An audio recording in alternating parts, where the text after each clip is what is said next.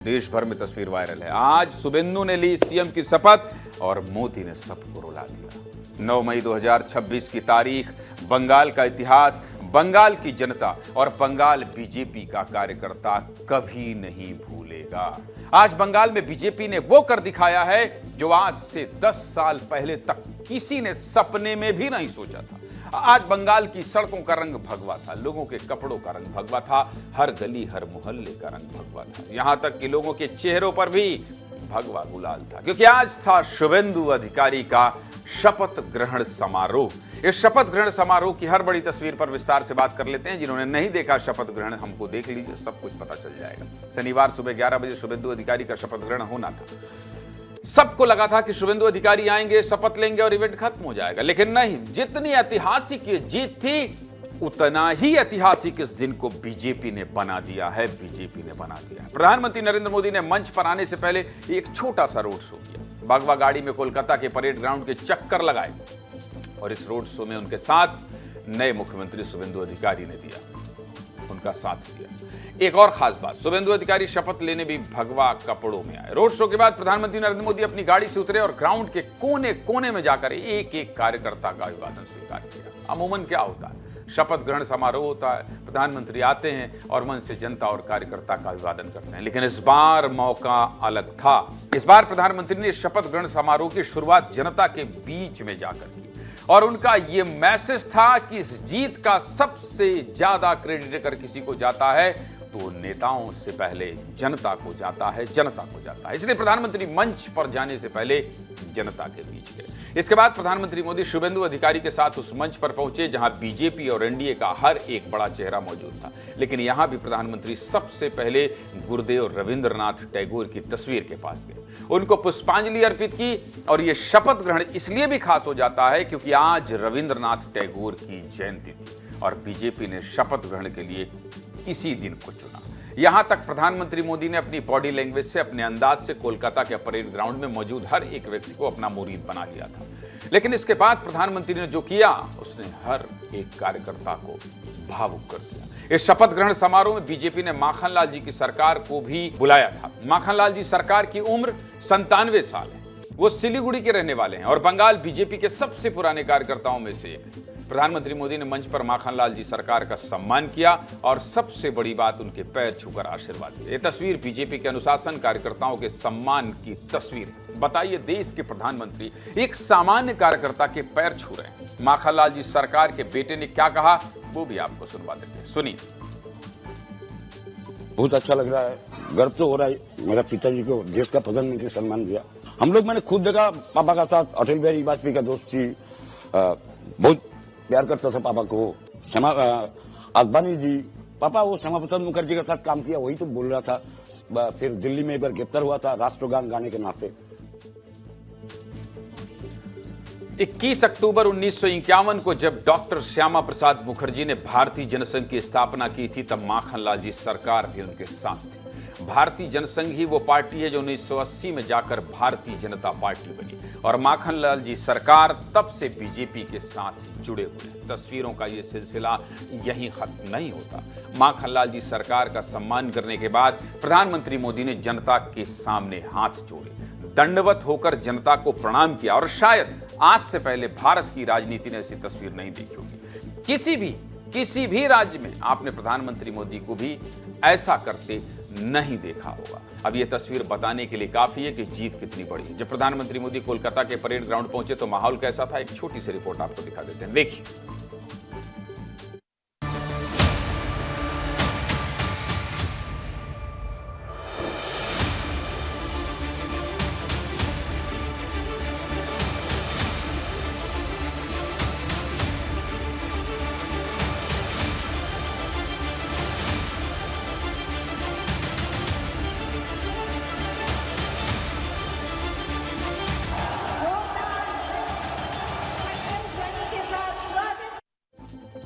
इसके बाद पश्चिम बंगाल में शपथ ग्रहण समारोह की शुरुआत हुई। सबसे पहले मुख्यमंत्री शुभेंदु अधिकारी ने बंगाली भाषा में शपथ ली और औपचारिक रूप से मुख्यमंत्री बन गए। शुभेंदु की शपथ का एक छोटा सा हिस्सा भी आपको दिखाना चाहता हूं, देखिए। आमी शुभेंदु अधिकारी ঈশ্বরের নামে শপথ করিতেছি যে বিধি দ্বারা স্থাপিত ভারতের সংবিধানের প্রতি আমি অকৃত্রিম নিষ্ঠা ও আনুগত্য পোষণ করিব।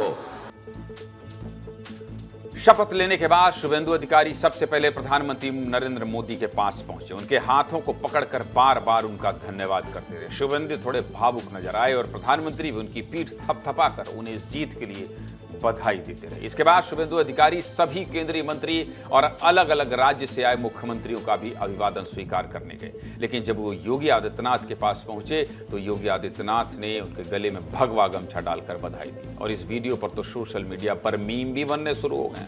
लोग कह रहे हैं योगी जी ने अपना बुलडोजर मॉडल शुभेंदु को भी सौंप दिया है।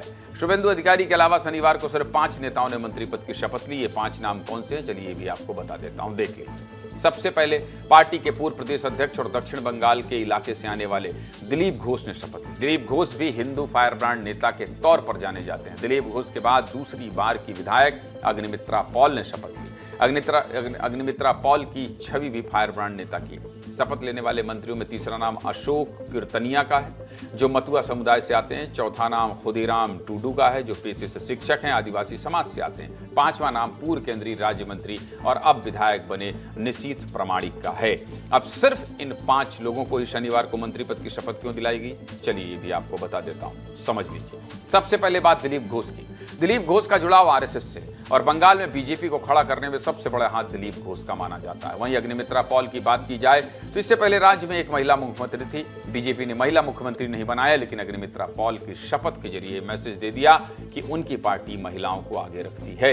इसके बाद बात करते हैं अशोक कीर्तनिया की। शायद आप में से बहुत कम लोगों ने इनका नाम सुना होगा, मैंने भी नहीं सुना था, लेकिन ये मथुआ समाज से आते हैं और ममता बनर्जी चुनाव के दौरान बार बार ये आरोप लगा रही थी कि एसआईआर में 2 लाख मथुआ समुदाय के लोगों के नाम कटे और बीजेपी मथुआ समुदाय का वोट छीन रही है। लेकिन आज अशोक कीर्तनिया के मंत्री बनते ही ये नैरेटिव भी खत्म हो गया। चौथा नाम खुदीराम टूडू का है, जो आदिवासी विधायक हैं और बंगाल में आदिवासी वोट बैंक को जोड़ने में इनका बहुत बड़ा हाथ रहा है। पांचवा और आखिरी नाम निशीथ प्रमाणिक का है। निशीथ प्रमाणिक बहुत ही युवा नेता हैं, उनकी उम्र सिर्फ 40 साल है और कूच बिहार इलाके में उनकी मजबूत पकड़ है। और सबसे बड़ी बात, वो अमित शाह के नेतृत्व में गृह मंत्रालय में राज्य मंत्री रह चुके हैं। शपथ ग्रहण खत्म होने के बाद जब प्रधानमंत्री मोदी वापस जा रहे थे तो वो हर एक नेता से 1 to 1 मिल रहे थे, लेकिन जब वो नितिन नवीन के पास पहुंचे तो माहौल ही बदल गया।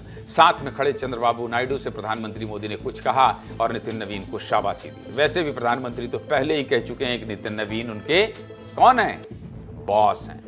मध्य प्रदेश के मुख्यमंत्री डॉक्टर मोहन यादव और छत्तीसगढ़ के मुख्यमंत्री विष्णुदेव साय भी शपथ ग्रहण समारोह में शामिल हुए थे। इन दोनों मुख्यमंत्रियों ने भी शुभेंदु से मुलाकात कर उन्हें मुख्यमंत्री बनने की बधाई दी। इस शानदार शपथ ग्रहण के बाद बीजेपी नेता और शुभेंदु अधिकारी ने क्या कहा है, आपको सुनना चाहिए, सुनिए।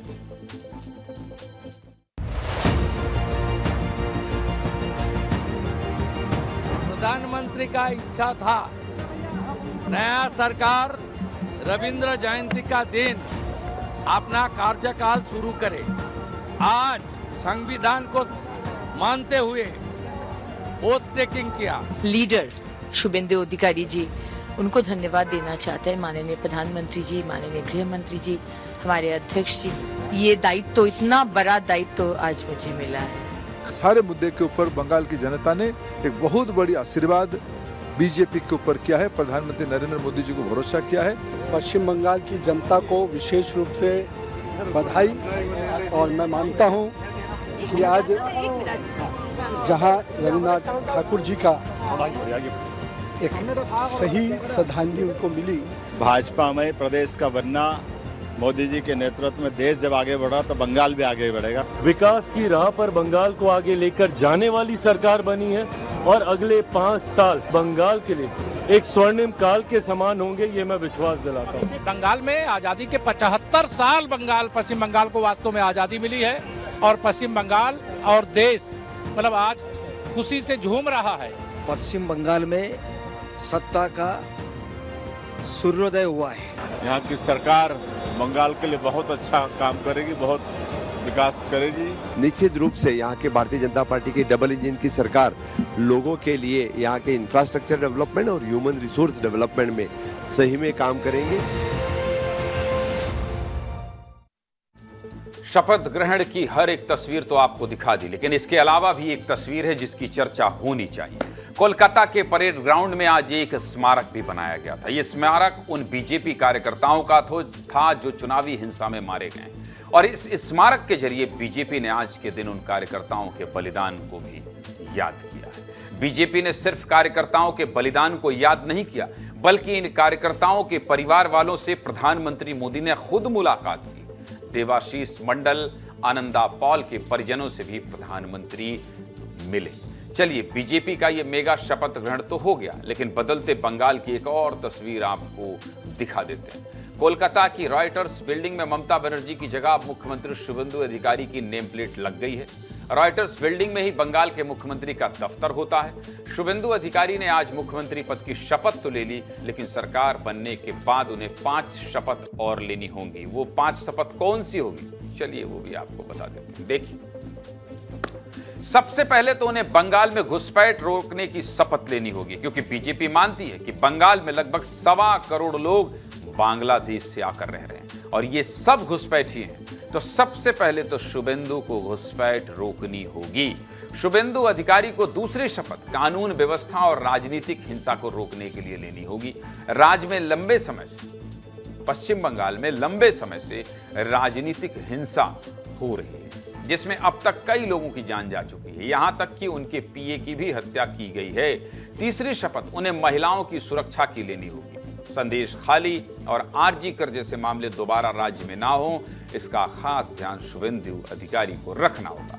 चौथी शपथ उन्हें बंगाल को कर्ज मुक्त करने की होगी। बंगाल पर फिलहाल 7 लाख, हाँ भाई, 7 लाख करोड़ से ज्यादा का कर्ज है और इस कर्ज को कम करना शुभेंदु अधिकारी के लिए सबसे बड़ा चैलेंज होगा। 5वीं शपथ उन्हें युवाओं के रोजगार देने के लिए आगे कदम बढ़ाना होगा।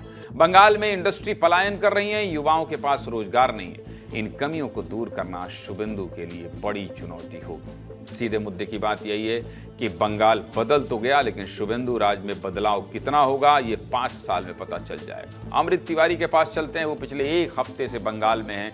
अमृत, जो मैंने बताया, आप भी भगवा रंग में रंग गए हैं क्या? अमृत तिवारी, ये क्या हो गया हो? बंगाल में गए तो भगवा रंग में रंग गए, क्या रहा? पूरा बंगाल है भगवा में? ज्ञानेंद्र जी, आज पश्चिम बंगाल में सरकार बदली। हाँ, बोलिए बोलिए जी। पश्चिम बंगाल में जो रंग था वही रंग मैंने भी ओढ़ लिया और मैंने देखा कि चारों तरफ जो है जय श्री राम और भगवा चल रहा है। मैंने आज ही नया शर्ट खरीदा है और लगातार बंगाल में जो चुनाव कवरेज कर रहे थे, इस रंग को देखा गया। रंग ऐसा कोई राजनीतिक भगवा नहीं है, भगवा तो सांस्कृतिक रंग है। वो किसी राजनीतिक पार्टी से उसका तो कोई मतलब रखे अलग है, लेकिन ये महान भारतीय संस्कृति का हिस्सा है। तो इस हिस्से को मैंने भी धारण कर लिया है और मैं अभी कोलकाता के न्यू टाउन इलाके में हूँ और ये सेंट्रल पार्क है यहाँ पे चूंकि मैं आया था तो आने के बाद मैंने, देखिए मैं एक और चीज़ आपको थोड़ा दिखा देता हूँ हमारे दर्शकों के लिए कि बहुत राजनीति की बातें हुई हैं। देखिए यहाँ पे कुछ युवा जो है वो गाना गा रहे हैं, थोड़ा इनसे हम बातचीत करते हैं थोड़ा। अरे जनाब, बहुत अच्छा गा रहे हैं आप। नहीं सर, बिल्कुल नहीं, ये गलत है। एक काम करिए, कोई गलत नहीं है, चुनाव हो गया, अब मुख्यमंत्री नए बन गए हैं। जी, ये बात तो सत्य है, क्योंकि जो होना है वो तो होके ही रहेगा, उसको कोई रोक नहीं सकता है, चाहे हम हो, चाहे आप हो, चाहे कोई भी हो। आपने कंठ में ओम, थोड़ा दिखाना भाई, इनके कंठ में ओम लिखा हुआ है। सब महादेव है, हम भी महादेव, आप भी महादेव, पूरा दुनिया महादेव। बोलते हैं नमः पार्वती पते हर हर महादेव, हर हर शंकर, हर हर। कुछ ऐसा सुना दीजिए हमारे दर्शक वो देख रहे हैं। और जनाब, आप बहुत अच्छा सुर में गा रहे हैं। नहीं, ऐसा कुछ नहीं है। सुना दीजिए ना फिर। ऐसा कुछ नहीं, हमको कलाकारों वाले नखरे छोड़ सुनाइए। मेरे को कुछ नहीं आता, सच में। भजन भाई, कुछ ऐसा, कुछ राम का नाम यहाँ बड़ा चला है। अच्छा, राम का नाम चला नहीं है, वो जब तक ये सृष्टि और संसार रहेगा तब तक रहेगा, चाहे आप रहिए या हम रहे या ना रहे, राम नाम ही रहेगा। सुनाइए। चलिए हम कोशिश करते हैं। थोड़ा कोई गाना अपना फेवरेट गाना सुना दीजिए। पहले फेवरेट गाना सुना। बिल्कुल। आपने परम परमेश्वर का नाम लिए हैं तो पहले राम जी का कुछ सुनाएंगे आपका हम।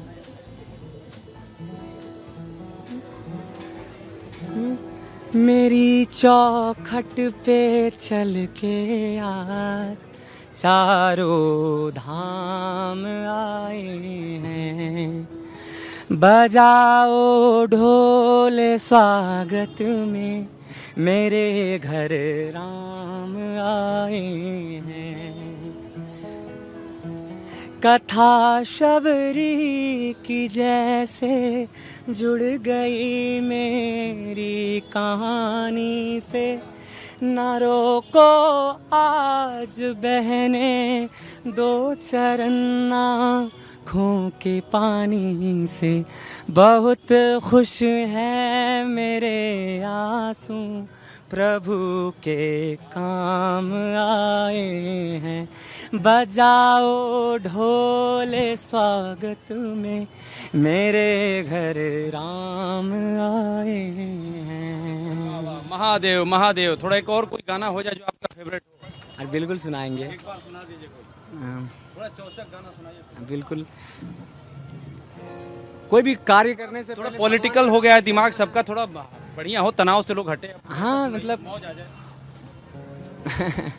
क्या सुनाऊं मैं? अरे बिल्कुल सर, बैठिए बैठिए। सुनाइए, थोड़ा समय की कमी है। लाइव है, लाइव है। Oh my God. अरे लाइव है।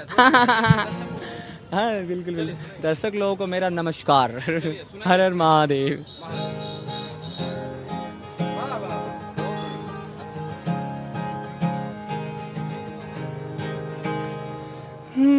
अरे ना ना ना ना ना ना ना ना ना